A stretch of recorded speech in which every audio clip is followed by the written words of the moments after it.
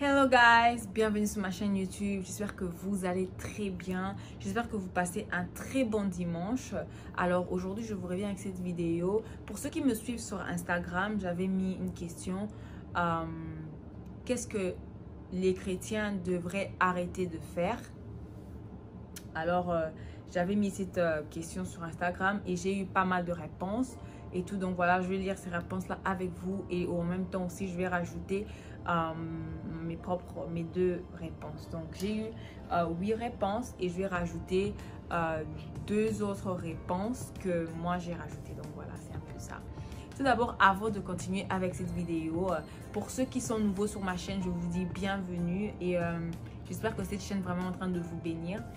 Et tout ça par rapport à ce que Dieu fait dans ma vie et par rapport à ce que je partage sur cette chaîne YouTube.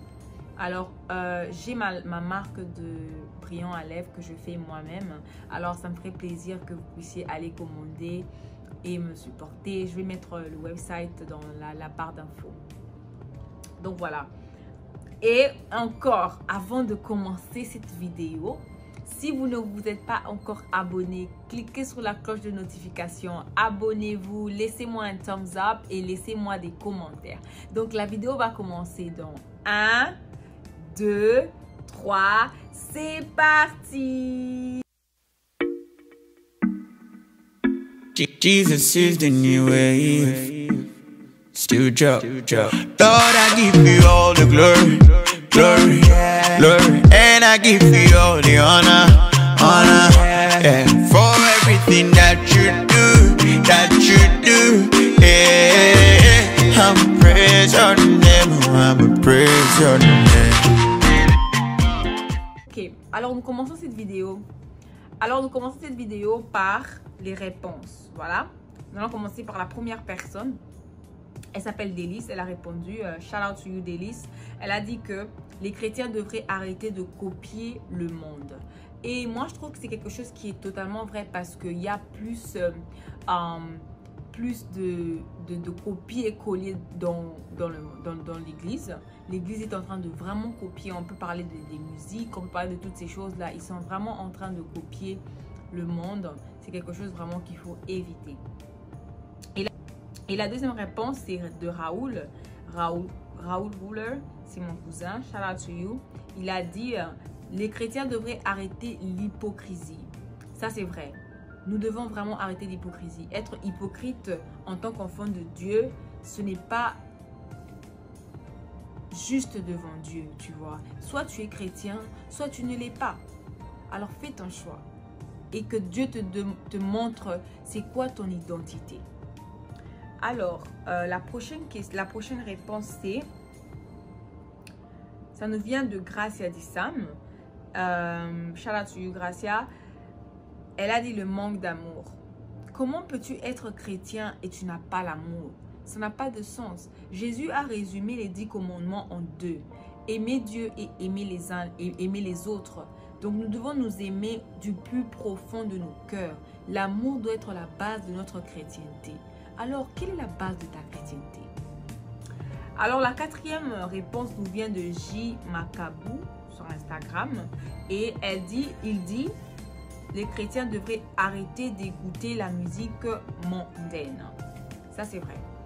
Les chrétiens devraient arrêter, mais en fait, ils devraient vraiment arrêter parce que vous ne savez pas ce qui se passe dans ces chansons et comment ça réagit, comment ça agit dans votre subconscient. Et c'est très important. Je suis en train de préparer une vidéo sur la musique mondaine bientôt là sur ma chaîne. Donc voilà. Et la cinquième nous vient de Kitangwabi. Elle dit being judgmental. Donc juger, tout ça là. Par exemple, quelqu'un qui vient à l'église nouveau, on le regarde, comment il est mal habillé, il n'est pas habillé décemment et ça trouble au fait. On ne peut pas juger comme ça parce que cette personne vient à peine de venir de l'église. Et c'est de ça que je crois qu'elle parle de ça. Alors, la 6e réponse nous vient de... Les chrétiens devraient arrêter de prouver aux gens qui sont chrétiens. Exactement, elle a raison, ça vient de Lily Mo... Désolée, je dois lire. Ça vient de Lily Modiri. Et elle a vraiment raison parce que tu vas avoir des gens qui vont essayer d'être chrétiens, tu vois, de prouver qu'ils sont chrétiens, tout le temps avoir la Bible, tout le temps en train de dire je prie, alors que le comportement ne reflète pas ce qu'ils disent. Alors voilà pourquoi moi je vais vous donner un exemple de ma vie. Parfois quand je rencontre des gens ou bien là où je vais et tout, les gens ont tendance à me dire, mais Patricia, il y a quelque chose de différent chez toi. Il y a quelque chose de différent. Et c'est vraiment différent. Je ne sais pas c'est quoi, mais en tout cas, there is something so different about yourself. Alors moi, je pense que Dieu a sa manière à lui de témoigner de ta loyauté aux gens. Parce que Dieu n'aime pas qu'on lui vole sa gloire. Donc, il démontre sa puissance même quand toi, tu ne parles pas de sa puissance. Que quelqu'un, si tu es là, tape Amen.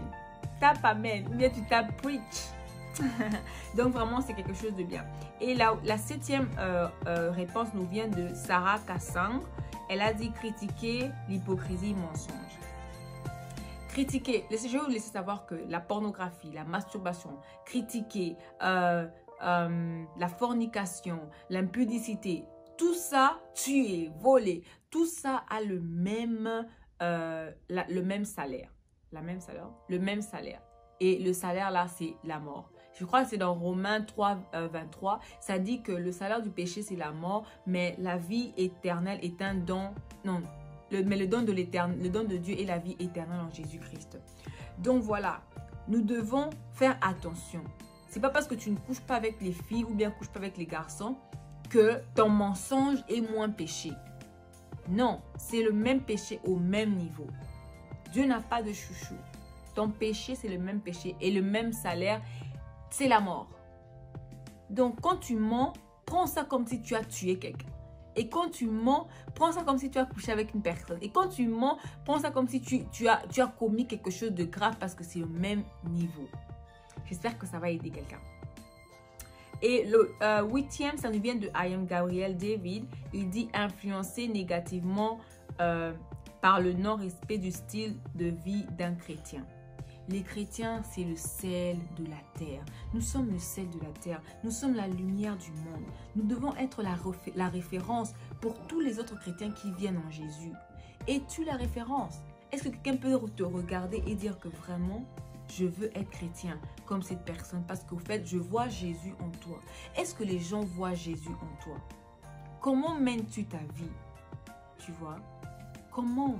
Ce sont des questions qu'on se pose. Moi, je me pose tout le temps, Seigneur Jésus, s'il y a quelque chose de moi qui ne te reflète pas, enlève-le. Aide-moi.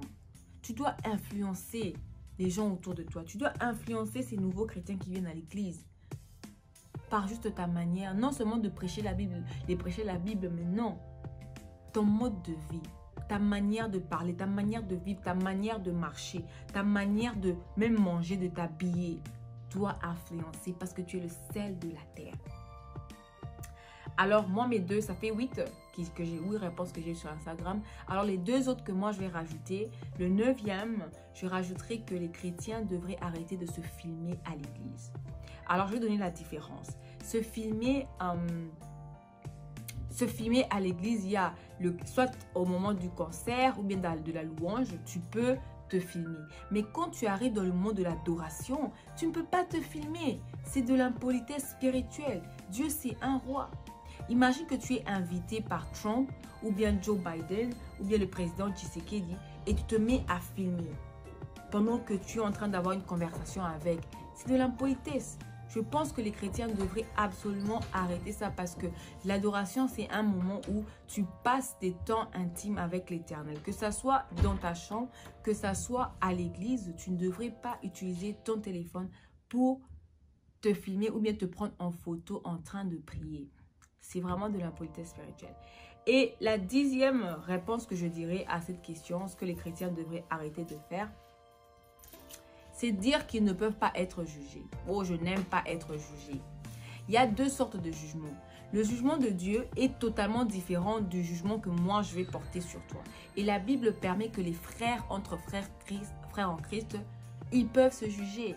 Ma soeur, si je suis chrétien, tu es chrétienne. Si je suis chrétienne, tu es chrétienne et que tu agis à l'encontre de la parole de Dieu et je sais ce que Jésus représente, J'ai le droit de te dire, ma soeur, tu es en train de salir le nom de Jésus.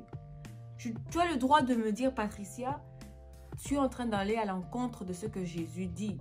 J'ai le droit. Donc, les chrétiens n'ont pas le droit de dire à l'autre chrétien, don't judge me. No, I have to judge you. We are brothers and sisters. Like my brother, je peux lui dire, Patrick, tu as mal agi. Je peux dire à Grady, tu as mal agi. Parce qu'on est frères. Mais ce qui est dangereux, c'est d'aller juger un païen. Tu ne peux pas juger un païen. Et les païens n'ont pas le droit de nous juger aussi parce qu'ils n'ont pas... ils sont pas dans l'alliance avec Dieu. Donc, c'est un peu ça. J'ai partagé les 10 réponses. J'espère que cette vidéo va vraiment vous aider. Et partagez-la avec vos frères, avec vos amis. Laissez-moi des commentaires. Laissez-moi un thumbs up. Abonnez-vous pour ceux qui ne se sont pas encore abonnés. Et vraiment que Dieu vous bénisse. Et que cette année soit une année de bénédiction, de réussite dans le nom de Jésus. Amen. Bye.